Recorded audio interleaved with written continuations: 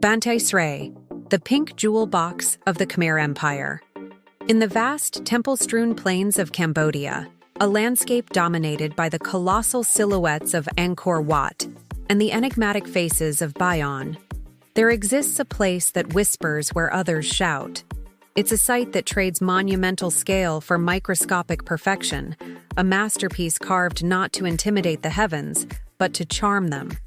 This is Banteay Srei, the Citadel of Women, and it's less a temple and more a jewelry box left open in the heart of the jungle.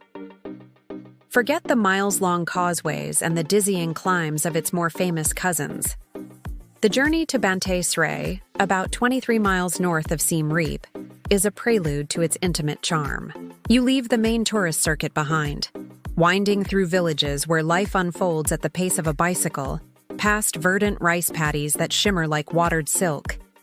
The air changes, growing sweeter with the scent of palm sugar being boiled by the roadside. You're not just traveling through space, but through a gentler, more pastoral Cambodia. Then, you arrive. And at first, it can feel underwhelming. Banteay Srei is small. You could walk its perimeter in minutes. But to measure it in size is to miss the point entirely. Its magic isn't in its footprint, but in its skin. Carved from a fine-grained rose-pink sandstone, the entire complex seems to blush in the Cambodian sun. This unique material is harder than the typical gray sandstone of Angkor, allowing for a level of artistry so fine, so impossibly intricate, that it defies its 10th-century origins. It feels less like stonework and more like lace, wood, or even ivory. This is what stops you in your tracks. You move closer, and the structures resolve into a breathtaking tapestry of stories and symbols. Every square inch is alive. Delicate devatas, celestial nymphs, with serene smiles and elaborate hairstyles gaze from their niches, their forms so three-dimensional they seem ready to step out of the stone. Elaborate lintels and pediments over doorways don't just feature carvings, they explode with them. They depict entire scenes from Hindu epics, like the Ramayana, with the narrative clarity of a graphic novel. Demons and gods clashing in a whirlwind of motion, monkeys battling mythical beasts, and Shiva sitting serenely amidst the chaos. This is the genius of Khmer art at its zenith. The artists who created Banteay Srei were not just sculptors, they were miniaturists of the highest order. Look at the floral patterns that curl around a doorframe, the texture of a monster's fur, the tiny jewels on a goddess's ankle.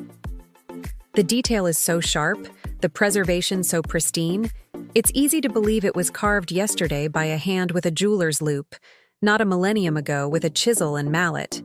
The name Banteay Srei translates to Citadel of Women, and while its true origin is debated, the popular theory is that the carvings were too fine, too exquisitely delicate to have been wrought by the hand of a man. While a lovely thought, history tells us it was commissioned not by a king, but by a Brahmin courtier named Yajnavarāja, a tutor to the future King Jayavarman V. This might explain its unique character. Unbound by the rigid conventions of a royal state temple, it became a more personal, devotional expression of art and faith. It was a passion project, a stone-carved prayer dedicated to the god Shiva. To truly experience Banteay Srei is to slow down. It's a place that rewards patience. Find a corner and just look. Watch as the changing light of the day plays across the carvings, throwing different details into relief. In the soft morning light, the pink sandstone glows with a warm, gentle fire. At midday, the sun exposes every crisp line. But perhaps the best time is the late afternoon, during the golden hour, when the stone deepens to a rich terracotta and the shadows sculpt the figures into living, breathing entities. In a world of grand gestures, Banteay Srei is a testament to the power of the intimate. It reminds us that the most profound beauty is often found not in the vast and imposing, but in the small and perfectly formed. It's more than just a highlight on the list of things to do in Siem Reap. It's an art gallery in the open air, a historical treasure, and a quiet moment of absolute wonder. You come to Angkor to be awed by scale, but you come to Banteay Srei to fall in love with detail.